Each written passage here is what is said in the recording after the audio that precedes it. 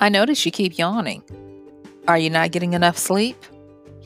Evidently not. I try to get some sleep, but my mind keeps going and I have so much to do. Well, it looks like it's time for you to take a break. I can't. Like I said, I've got a lot to do. Hey, this is MichelleSpiva, your practical priestess of wisdom, and I want to welcome you to today's podcast of Wisdom Smack. Mwah. So join me on the flip as we get into looking at, do you need some self-care? I'll see you on the flip.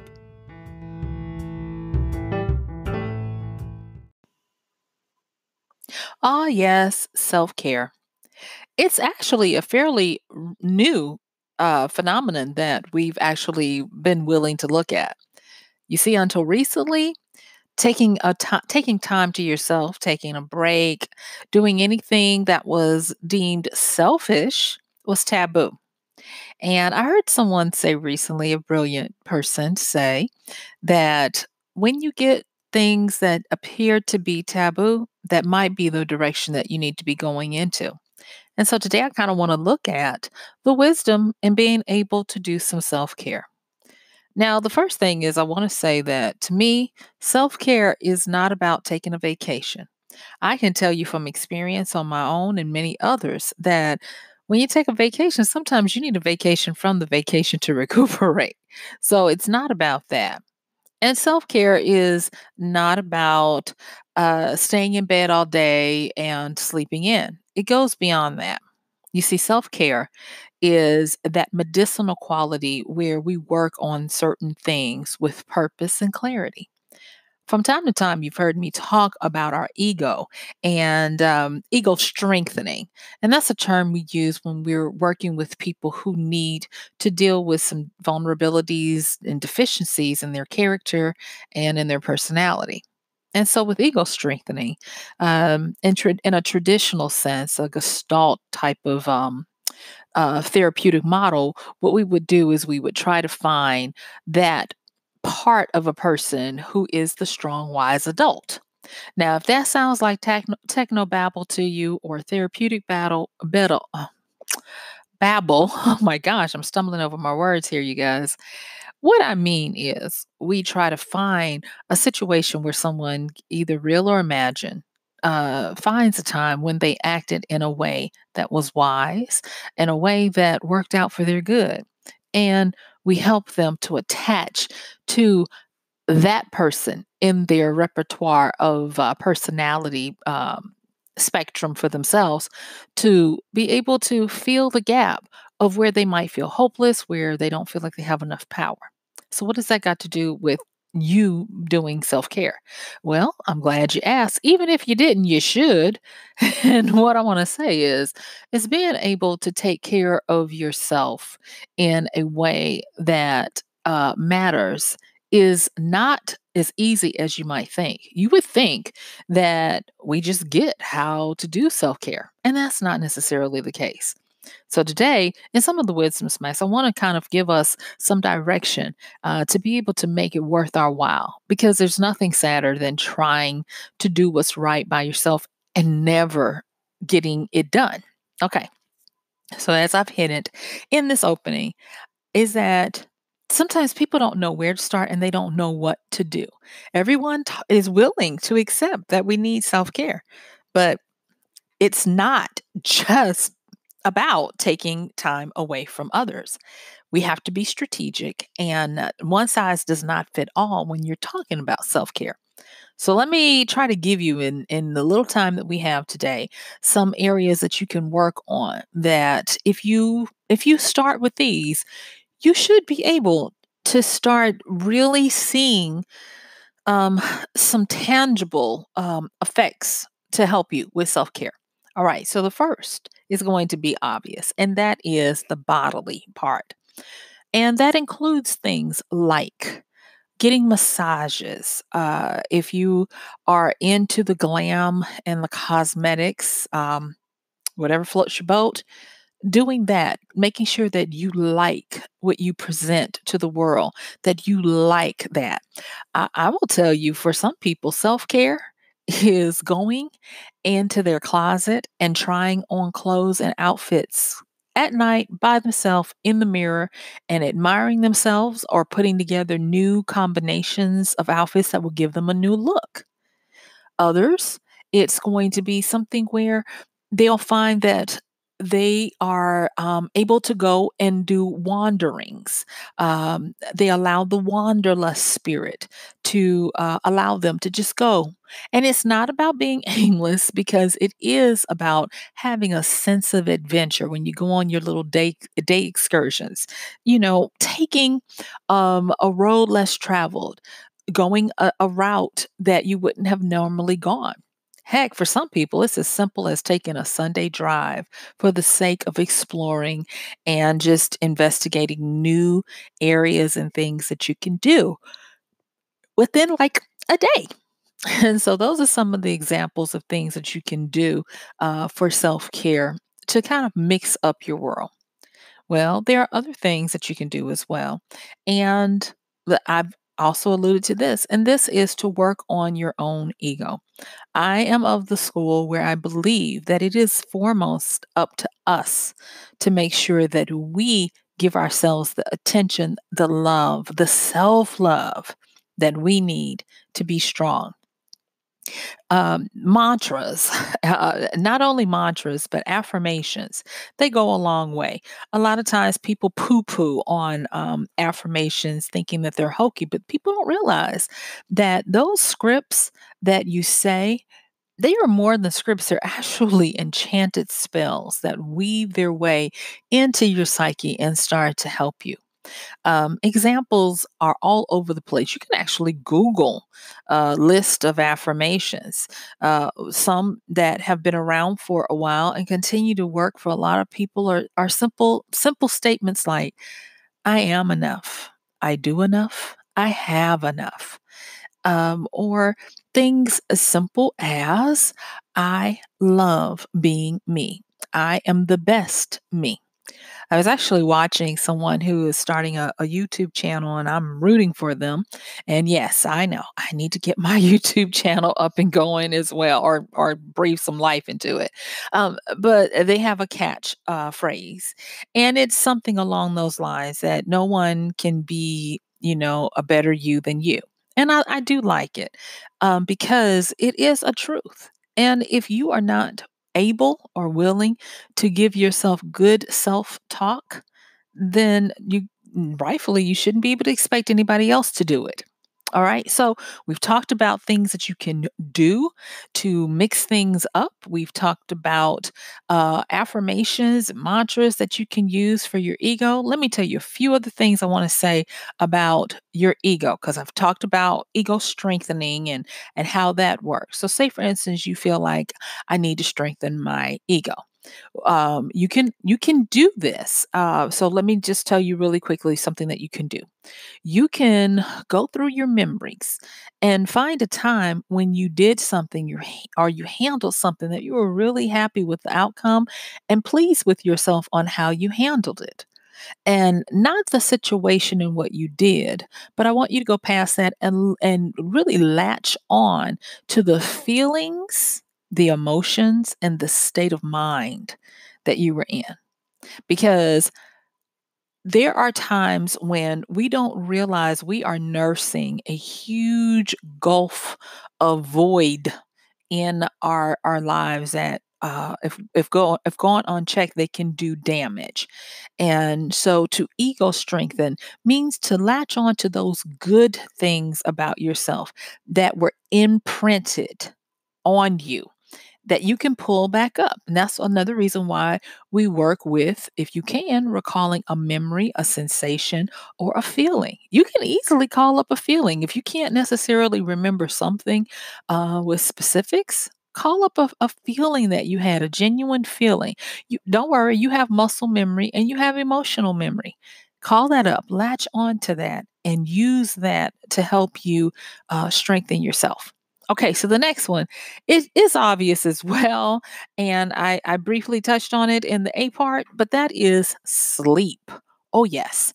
Now, it's not about just staying in the bed because you have to be careful. Lounging about in the bed can tip over into other deficiencies that you might have to battle with. So you don't want to spend too much time lounging about, but what you do want to do is try to make sure that you have a higher grade of sleep quality. Now, I wear a watch that tracks my activities and it tracks my sleep patterns and it gives me scores and points. And what I also try to do is I try to play around with different times of when I can go to bed. Now, because I do work for myself, I understand that I might have a little more leniency in being able to do that than others. But I am going to encourage you to try to improve your sleep, especially if you have a set sleep time. Now, how can you do that? You can do that by clearing the mind before you go to bed. Yesterday, when I talked about getting over feeling fed up or bored or idle minded, I mentioned that there are things that you can do or shouldn't do before you go to sleep, including uh, possibly not looking at your phone. Now, I am very guilty of this, so I'm not going to be hypocritical. And I'm going to say that there are times when I say, okay, I can't look at my phone for an hour before I go to bed or something like that. And I will tell you, it does help because I am able to allow my mind to do the maintenance stuff that it needs to when it's starting to power down. You know, Mr. Sandman does call our names when you start having your yawning and the melatonin in the body is starting to release, you know, that vampire hormonal drug in the body that occurs naturally that starts to put you in a sleepy mood. That's your indicator that it's time to step away from the electronics, the blue light, and all of those other things that will cause you to not have as peaceful of sleep as possible. Now, another thing that I do, and I encourage you to try it out, is to either brain dump or night journal before you go to bed and put the things you did during the day, things you like to do the next day, things that you're thinking about, and even make petitions of yourself, or if you serve the pleasure of a higher being or whatever, put that in there and ask that as you sleep, it is sorted out or you get inspiration or whatever it is. And that's another way. Another way, and I am, from what I understand, I am not in the majority. I like to do my exercise in the evenings. I'm a night person. I'm just going to say it. My circadian rhythm is better at night. And so for me, doing my exercise and then getting a great hot shower before I go to bed, it really makes me sleep really well. That might not be the case for others. And they always try to tell me about the studies that say it's better to exercise in the mornings. I've tried it, but believe it or not, I think because I've always exercised better at night. If I exercise in the mornings and after I get that shower, I want to go to bed. I know it sounds crazy, but I do. And so you just play around with if that would be something that works for you. I'm just mentioning it because it works for me and you just never know, you know? Hey. So those are some of the things that I want to make you aware of. So let me repeat those real quick. With regards to some areas that might be obvious or might be off the beaten path for you when it comes to uh I mean not examining, but addressing, yes, addressing self-care. And that is to do things out of the norm. Get a massage, go on a wanderlust little excursion, um, figure out different avenues to drive and take, you know, mix it up. Another thing is to deal with the ego and give yourself accolades. Do the affirmations and the mantras that help you to strengthen and support yourself.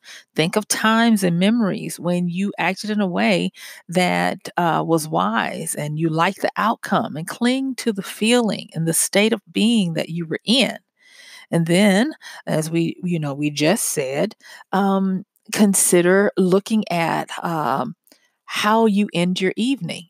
whether you do it by journaling or turning off the electronics at least an hour before, or even if you're like me and you do well exercising, consider doing that. Okay. So, those are some of the things that I definitely wanted to make sure that I talked about with regards to self care. And the next part, in this part, I just kind of want to have this conversation with you. And that is, I want you to start considering the new ways that you're going to heal and deal. And the reason why I say that is because if you continue to do business as usual, you're going to eventually run out of steam. You see, there is a time for everything. There is a time for extending yourself, and then there's a time for replenishment, rejuvenation, and restoration. And so don't let it catch you unawares. There are ways for you to heal and deal, whether it be getting away for a nice little retreat or whether it be going out and hanging with people. And it doesn't matter what your personality, whether you're extrovert or introvert, depending on where you are in your life and what it is that you are needing at that particular time. You may want to be around a lot of people, or you may want to go it alone and go somewhere. But do not let yourself get into the humdrum of always just trying to keep going. And then this is another part that I wanted to make sure that I talk to you. So listen closely. Are you listening? Okay, good. I want you to release the guilt. In our particular society, especially when you work in organizations with coworkers, um, there is a certain amount of guilt associated with needing time to take care of yourself. And even though we have the most technology we've had in many years, that still does not mean that we're not expected to expend even more time at working and getting things done. Because now information and expectations seem to accelerate with the advent of our technology. And because of that, people always want you to be alert. There are people who expect you to have your personal phone on at all times to handle business stuff. And I'm not trying to tell you what to do because I am not trying to make you lose your job over things. But I do want you to go back and, as I've just asked you, figure out a plan of how you heal and deal with the stressors in your life. You need to take a look at that because if you can't handle it now and you are trying to keep going, what's going to happen in 2 years of more of this or 5 years of more of this? You're not going to get any younger. And there is a compounding factor when you are talking about and dealing with emotional issues, emotional things, because life continues to happen. So please, as you are formulating how you will heal and deal, consider the guilt factor, and not only the guilt factor, the fear factor. I want you to take time to, in your personal space, be willing to be honest with yourself to figure out what are you afraid of if you take time. Are you afraid of losing a job because someone else is waiting to take your spot? Or are you afraid of what people might say? Are you afraid because of the narrative and the stories you tell yourself about what makes you good and special? Are you always the hero and the heroine and the main character of the story where you never need anybody's help and you're always the rock of Gibraltar? Or are you that person who believes that everybody, for some reason, is always concerned with what you do? Inside tip, they're not. But anyway, you're always concerned about what other people might think about you. I want you to take a real good look at all of these things because these can be big barriers to you even taking the time for self care. And so don't get wrapped up into that. Trust me, if you are worth your salt at your job, and you need self care, there is a way to appeal to people in honesty and truth, and where you can, if you need, if you think this would make you lose face, you can save face and say, you know what, I am going to make an executive decision over my health so that I can continue to be a valuable member of the team or a lead, or if you're the manager or whatever. And you take the time to take your time off to do what you need to. And then this is the next thing I want to ask. So I want you to choose how you will heal and deal. But not only that, there's always maintenance. And I want to know, what is your protection plan? It is the wildest thing. And I had to really kind of take a look at this a few years ago. Do you realize that the average person has more protection for their stuff, including their appliances, their vehicle, and their home than they do for them? And I'm not talking about healthcare. I am talking about your psychological, your emotional, and social protection. What happens if you tend to receive all of these sniping arrows on a daily basis? Maybe it's a toxic relationship, or a trying environment at work, or social media tips here and there because you decide that you are going to talk about religion, sex, and politics online. How do you protect yourself from all of the arrows that come at you? Because I'm going to tell you, just because you say, I'm fine, does not make it so. So I want you to consider, what type of protection plan are you going to have?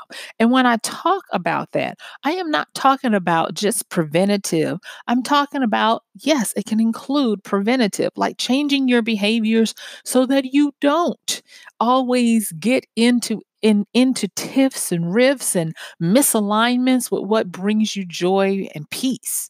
But I'm also going to talk about maintenance. How do you maintain those same things? Your joy, your peace, your love, your strength, your support. Yesterday, I even mentioned briefly about finding people who have the depth and the wealth and the willingness to hold a space for you so that you can be honest. Now, I don't use them as receptacles of emotional garbage. Don't go dump on them and that's the only time you talk to them. Even if you're paying them, have something nice to say, especially with the holiday season. Don't forget, to look out for those people who have helped you through the year if you can. But what I really kind of want to make sure that in your protection plan, you have a preventative measure, you have a maintenance measure, and you have a growth measure. And so, what are you going to do? Because remember, that which gets planned and scheduled gets done. What are you going to do to continue to grow yourself in the way that's advantageous? Just because you're grown does not mean you're finished growing. That is a wonderful thing that I like about the whole idea of mastery. Mastery is not a static goal. It is not something that you hit and then that's it. Mastery is simply another level where you continue to understand that for the rest of my life, I will be doing this and trying to improve. And I am able to do it with confidence because I have mastered the basics and the advanced. And now it's time for me to go into the unknown to see how far I can push myself or with the craft or whatever it is I do. And you can do the same with your protection plan. You can find a way to continue to grow, continue to become a better you, the best version of you. Isn't it something? What if you just took the average software program or app and you said, okay, we worked out all the kinks on this version, it's perfect, and you never, ever did another update? People would not be willing to stand that, because the only really real thing we have for certainty is change. Change is all we really have. And so, how do you believe that you're going to be a static being in an ever changing world? So, you need to make sure that not only do you even have self care, you have a way to heal and deal when things happen to you, and you have a protection plan. You see how wisdom will help you before the fact? Wisdom wants to give you these loving guidances and plans. You know, we have this opportunity to get these loopholes, these shortcuts, and these transformations if we, are willing to do it. And I'm going to just go out on a limb and say it's not that hard for you to implement everything I've asked you to consider with your self care. It's not. Let's just be honest. It's not. You are able to strengthen your own ego. You are able to mix things up so that you don't get into a rut. You are able to deal with those parts of yourself that need to be reined back in. And you are able to change behaviors to help yourself have a better chance at not getting into this by even just starting with getting better sleep. And then with the healing and dealing, you know, embrace that and understand that, yes, I need time. I have to get away. It's going to be okay. And stop considering so much about what other people might be thinking of you. Because I'm going to just tell you, we all think that the world is watching us. Well, 9 times out of 10, the world is trying to deal with their own stuff. So do what you need to stay healthy. And, of course, you can find a tactful way to do it, but do you make sure that you do take some time to self care? And then that all important protection plan. What are you going to do to prevent, to maintain, and then to grow yourself as a being who is always moving, moving with the flow, embracing and loving change, even though it might be scary, and becoming the best version of yourself at any given time, ready for whatever. And I'll just go in and tell you, it's not that easy.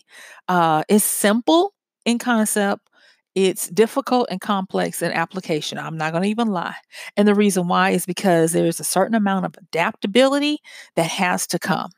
Where your self care 5 years ago may have been something over here, it now might require something over here because we grow used to things. As we adapt, it becomes easy and it loses its efficacy. And so you're going to have to continue to strive to do those things that cause you to grow, that cause you to become better, and that cause you to increase your ability to handle what the world throws at us, because it's only going to get worse.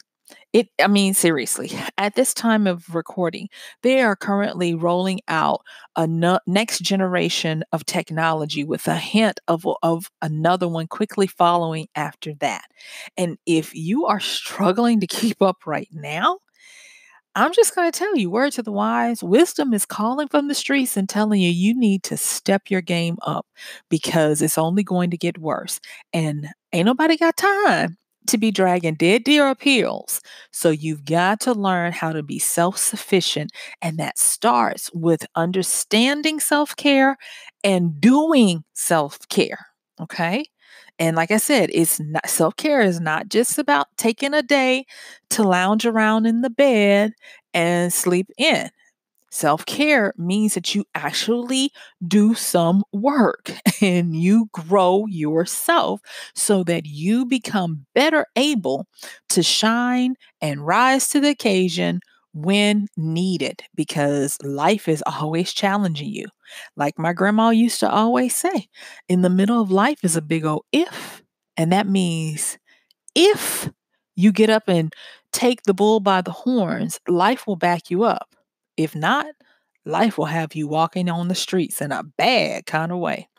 So, guess what? Yes, I can't believe it. My time is already up, and I sure do thank you for yours. This has been Michelle Spiva, your practical priestess of wisdom, with another podcast of Wisdom Smack.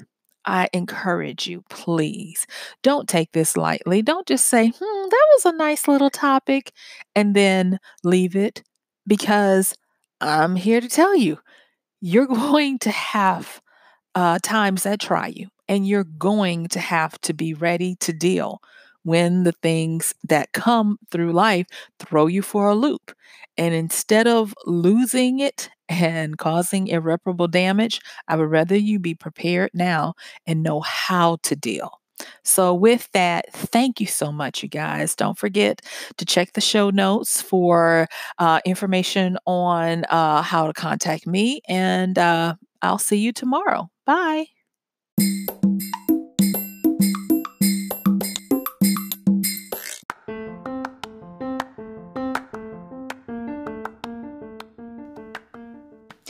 And that's going to do it for today's podcast of Wisdom Smack with Michelle Spiva.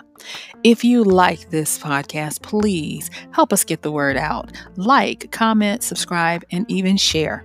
And if you really like it, please help us continue to get the word out by considering using this show's link for Amazon. So when you want to go to Amazon and you do all of your general shopping, please use MichelleSpiva.com/AMZ.